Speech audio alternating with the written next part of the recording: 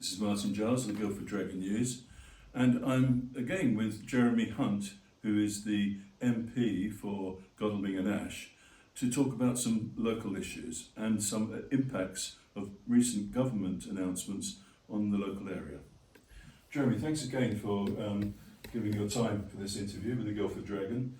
What's the main concern of your constituents, judging by your mailbag at the moment? Well, this week it's actually been on the assisted dying bill because we had the vote this afternoon, and people have been writing with very strong views on both sides of the argument. The majority of people in the area do support a change, but probably my mailbag has been 50-50. Really? I voted in favour of a change in the law. I thought about it very hard. It's actually very nice to have a free vote because you know you sort of feel that's what It should be a free vote on something like this. Yes, they generally are, these kind of moral issues. But it's something I've actually changed my position on. I voted against assisted dying the last time we voted as MPs, and I was health secretary actually at the time.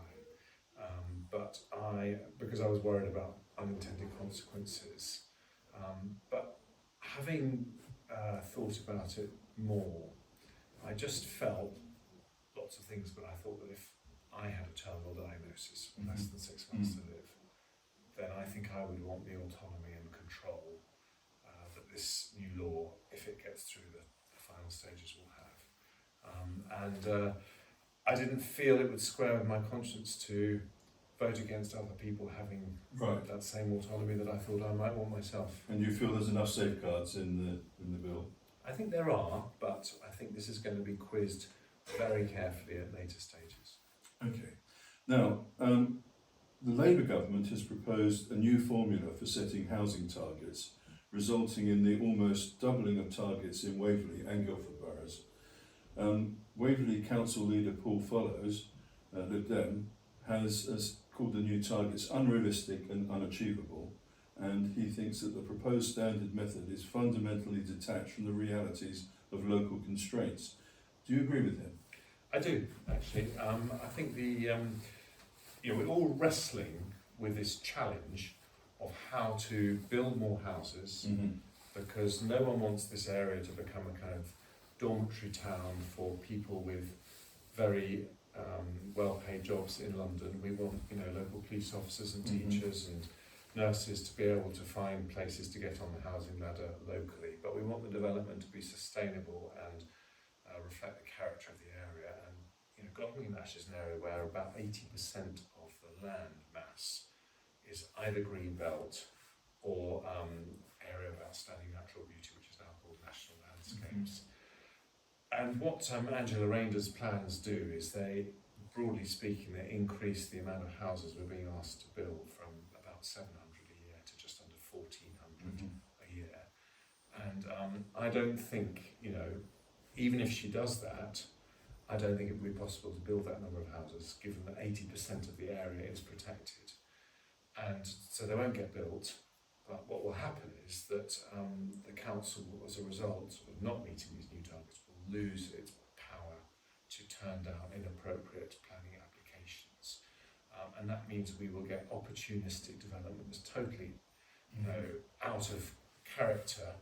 And I think it would be immensely damaging for the area. So I'm going to talk to Angela Rayner. And Labour doesn't have a big representation around here, so I'm not sure how interested she's going to be.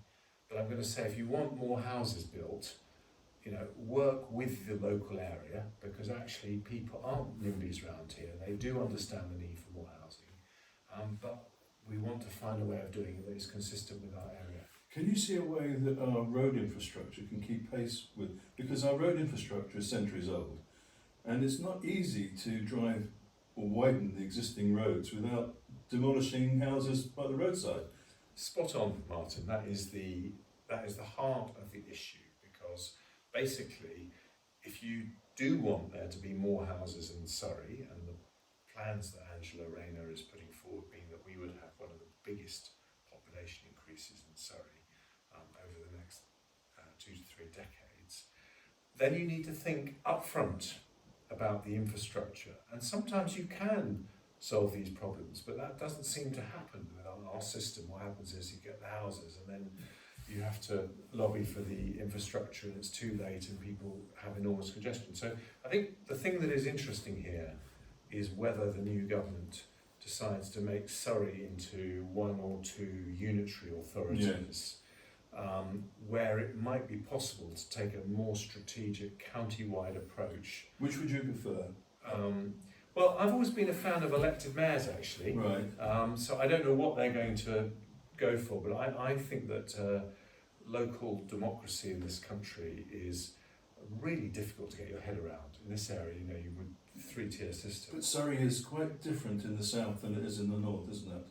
It is, but I still think all around the world, you know, most people elect a mayor who's in charge of their area, and so I happen to like elected mayors. I prefer unitaries to the multi-tier complex system that we've got at the moment.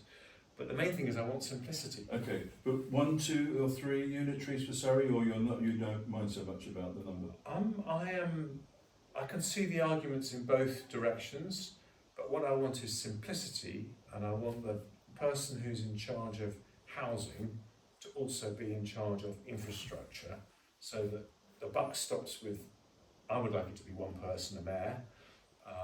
I like that. That's what I think would work best, but it's what the rest of the world do, and I think we've taken a long time to catch up.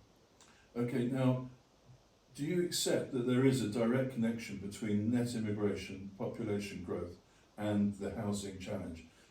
Wasn't the last government, of which you remember, culpable of mismanaging immigration, as Kemi Badenoch, your leader now, has admitted and apologised for?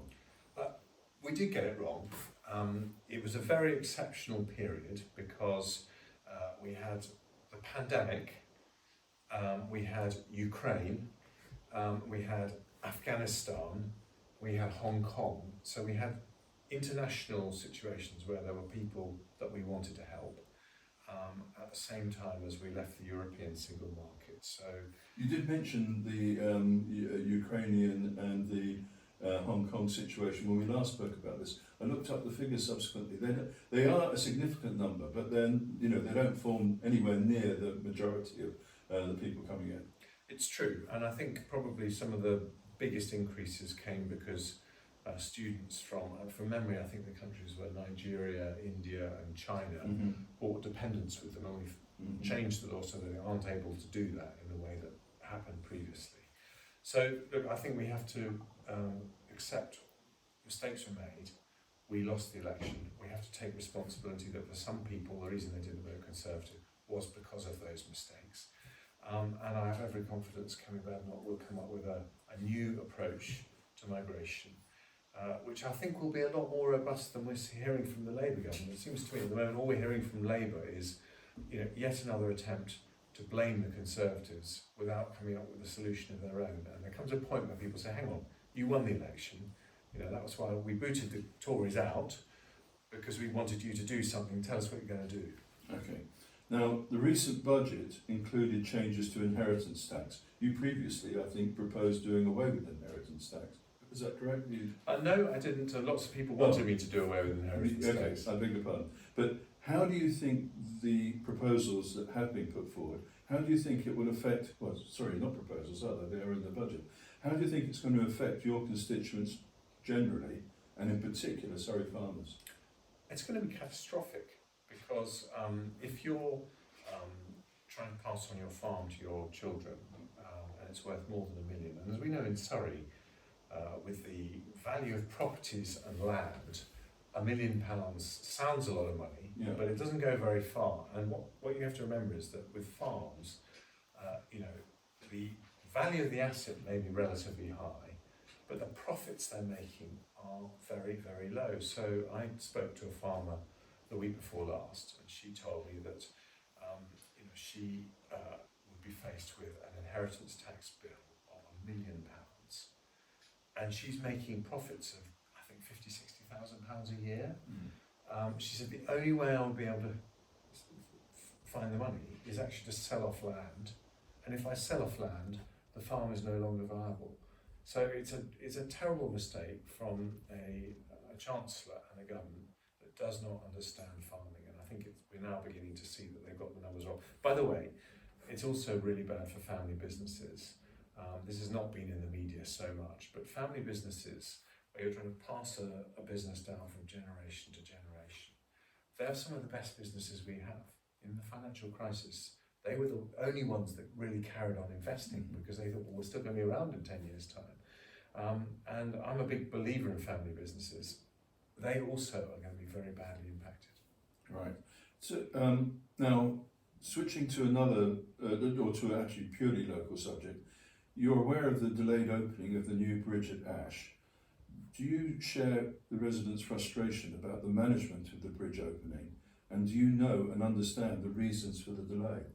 Well, I am very frustrated about this. Yes, I've been in contact with lots of people in Ash about this.